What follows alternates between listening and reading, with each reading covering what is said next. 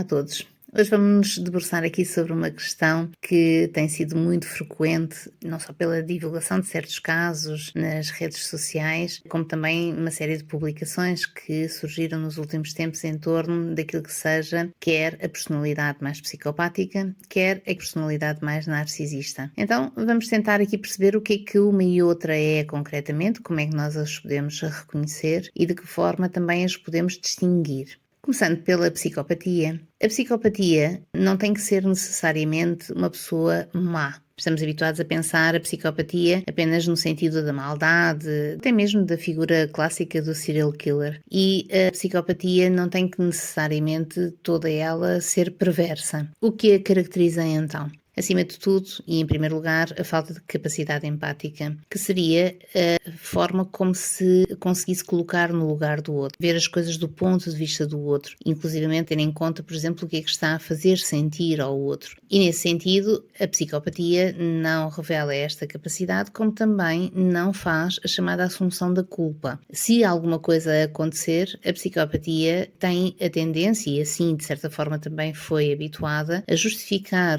aquilo que fez sempre com aquilo que o outro fez primeiro ou com aquilo, vamos dizer assim, dentro de uma espécie de uma moralidade que acompanha a psicopatia, aquilo que o outro mereceu. E porquê que isto vai acontecendo? As relações dizem-se instrumentais. Na prática, o que é que isto quer dizer? São funcionais. O psicopata, quando se relaciona com o outro, não consegue estabelecer a ligação afetiva e, essencialmente, a ligação de um ponto de vista simbólico. Por isso, a relação com o outro torna-se exclusivamente prática. Este tem esta função, aquele tem aquela função, este acompanha-me aqui porque eu necessito, este eventualmente pode-me abrir portas para eu chegar àquele lugar, este aqui, ou seja, ajuda-me a resolver aqui uma situação, entretanto, que eu tenho em mãos e na qual preciso aqui de alguma ajuda ou de algum amparo. As relações são vistas dentro da forma como elas possam contribuir para as necessidades do psicopata. E nesse sentido elas são unilaterais. Apenas o psicopata se considera assim e não aquilo que o outro sente. Um exemplo seria quando a pessoa tem um grupo de amigos, por exemplo, naquele contexto, ou vamos imaginar ali naquela faculdade.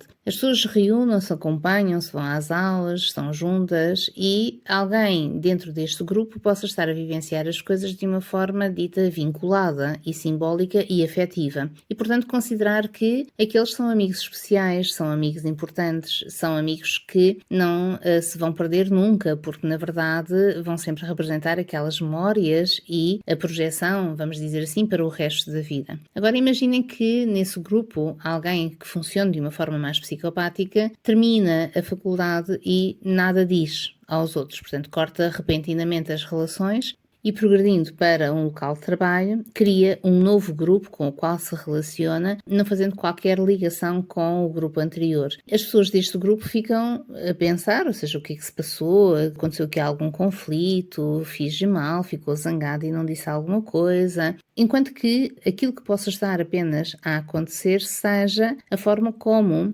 naquele contexto da faculdade, o psicopata necessitava daquelas relações para socializar, para se sentir acompanhado, e no contexto a seguir ele faz o mesmo movimento. Continua a ter pessoas das quais se reúne para o acompanharem, para se integrarem, vamos dizer assim, nas necessidades daquele contexto, ajustando-se então ao funcional e não tendo esta representação do que seja a amizade, do que seja a relação de continuidade, do que seja o tal simbolismo que provavelmente naquele grupo anterior da faculdade algumas pessoas projetariam, incluindo este psicopata também, nesses desejos e nessas amizades que ficassem, vamos dizer assim, para a vida. O que acontece é que em algumas psicopatias há o desenvolvimento da chamada perversão. O que é que isto implica? Implica sempre não só a necessidade, mas também o prazer em fazer sofrer. Quando se aplica desta maneira a perversão ou o sadismo sobre os outros, não tem que ser de uma forma extrema, como vemos nos filmes e como já falei, ou seja, a figura do serial killer, não tem que ser uma coisa de uma agressividade física, embora muitas das vezes progrida para aí.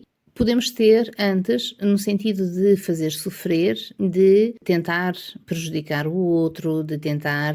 pegar nas relações e dividi-las, separar as pessoas, criar conflitos, estabelecer aqui sobre alguma pessoa a destruição dela gradual até que ela sinta que já ninguém gosta dela, que é refém, de certa forma, deste psicopata, porque ela convenceu que só ele pode gostar dela, só ele a pode aturar e, portanto, é quase como se fosse aqui uma deformação, uma destruição que vai sendo gradual do outro e que possa promover não só este sentido de poder, que é o que resta às relações instrumentais. Se as relações instrumentais não têm uma ligação afetiva, ela passa só a ser uma relação funcional e, portanto, uma relação também de poder. Quem consegue ter mais poder que o outro, quem consegue conduzir e condicionar o outro. E daí a perversão possa se juntar para que condicionar o outro e ter poder sobre ele seja também uma forma de fazer sofrer e então retirar prazer dessa relação por isso. O que é importante compreender é que não podemos falar do psicopata apenas como uma pessoa má, aquela que nós aqui temos que reconhecer, identificar para podermos nos afastar dela. Como qualquer pessoa, a psicopatia também não veio do nada. Ela desenvolveu-se nas relações com os outros e criou um sentido de vazio interno que também é doloroso e também é desesperante para o próprio psicopata. Diz inclusivamente que quando o psicopata se desorganiza e se torna, imaginem, um serial killer, o que aconteceu foi que ele ficou, vamos dizer, desesperado à procura de sentir alguma coisa e compensar este vazio que não se consegue ainda assim preencher. E, portanto, o psicopata carrega um sentido muito grande de abandono e de tentar vínculos sem conseguir fazê-lo. Daí seja importante compreendermos que, identificando e reconhecendo a psicopatia, isto tenha que servir também para a mobilização e, de preferência, enquanto a personalidade está em formação e, portanto, enquanto já mesmo durante o desenvolvimento infantil nós possamos ver e reconhecer estes traços, possamos então fazer também intervenções atempadas e ajudar não só os outros que seriam as suas vítimas, mas também a própria pessoa que naturalmente está a sofrer do ponto de vista psicológico. Por outro lado, o narcisista é confundido com o psicopata nas suas características essenciais de egocentrismo e autocentramento. Também o narcisista tende a pensar apenas em si, ou primeiro em si e depois nos outros. Também o narcisista, assim como o psicopata, estabelece relações que na verdade são unilaterais, mas há aqui uma grande diferença. Quando nós diagnosticamos alguém como narcisista, nós sabemos que, ao contrário da psicopatia, que não consegue estabelecer esse vínculo simbólico, o narcisista vive, e bastante, e de uma forma até, vamos dizer assim, sôfrega, do apego. O que acontece é que, ao estabelecer o apego, a vinculação com alguém, e necessariamente com uma pessoa, com um grupo normalmente restrito de pessoas, o narcisista coloca ali todas as suas necessidades e todas as suas carências, não só afetivas, portanto, ou seja, de sentir-se amado, sentir-se acarinhado, sentir-se acompanhado, mas também as de valorização, fazendo com que, de uma forma frequente, essa ou essas pessoas eleitas e feitas reféns do narcisista tenham que o elogiar, tenham que reforçar o seu amor, tenham que considerar, de certa forma, perfeito ou próximo disso tudo aquilo que ele possa fazer. Exemplos do dia-a-dia: se a pessoa todos os dias faz aquela comida e põe a comida na mesa, ela tende a não pôr somente a comida na mesa. Ela quase que cria um vetor imposto de que, quando ela põe a comida na mesa, os outros têm que fazer um elogio a isso. Qual é a consequência se eventualmente isto não acontecer? Muitas das vezes é apenas o conflito, mas não apenas o conflito no sentido da zanga, como muito se espera, que o narcisista então se possa zangar, possa acusar, vamos dizer, atacar o outro de não o ter narcisado da forma como ele necessitava. Nós, quando falamos narcisista, falamos precisamente disto, de uma carência imensa de ser narcisado, que acaba por impor aos outros e fazer dos outros reféns e o fazerem sistematicamente. E ao fazerem sistematicamente, isto sai fora da naturalidade do que seriam as interações e as relações relações entre todos. Voltando a este exemplo, não é apenas a valorização daquilo que se fez bem e que se quer que o outro reconheça como especial. Aqui, quando o narcisista impõe isto ao outro, ele está a beber mais do que valorização. Ele, ao mesmo tempo, enquanto sente que é valorizado no seu comportamento e na sua atitude, no seu gesto, na sua iniciativa, ele também está a sentir que é amado por isso. Portanto, é como se houvesse aqui uma espécie de confluência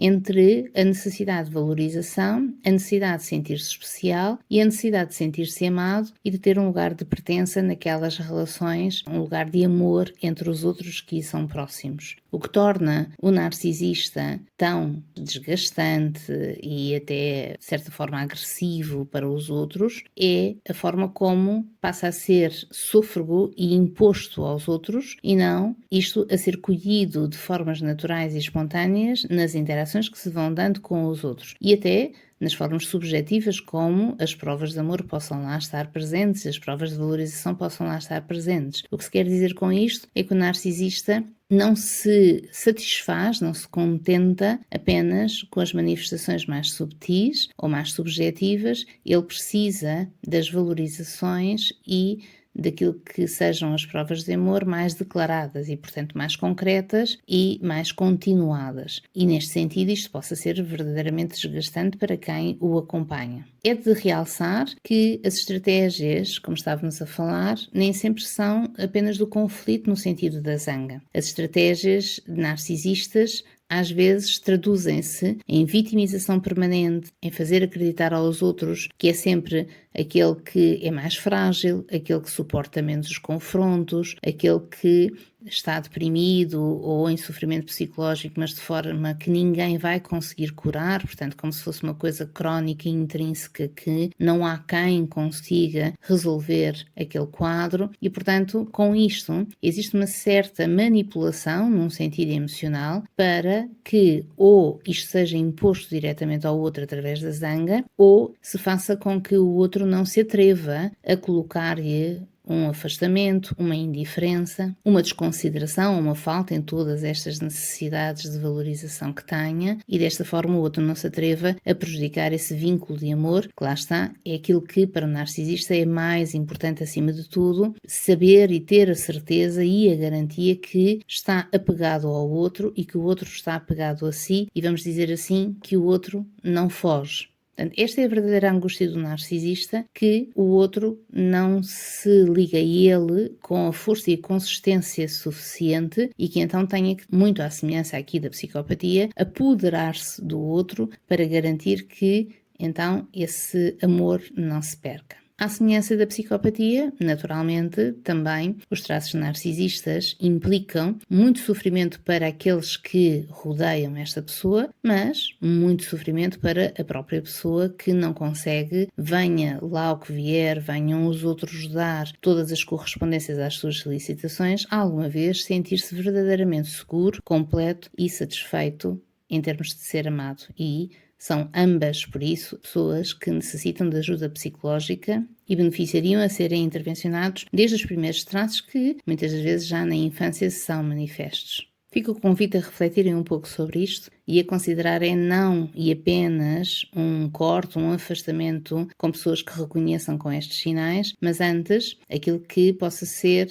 a capacidade de estar consciente do que seja possível e a capacidade então de conseguirem estabelecer relações, à exceção de quadros já muito psicopatológicos e onde, portanto, estas características já são de forma gravosa e podem, inclusivamente, em certos casos, tornarem-se perigosas. Aquilo que temos que considerar não é o corte, o afastamento apenas destas pessoas, reconhecendo-as e classificando-as como más, como tantas vezes se vai ouvindo falar agora, mas antes a capacidade de sabermos o que esperar delas, compreendermos, na verdade, quais são as carências delas e nos treinarmos também a nós a sabermos nos defender.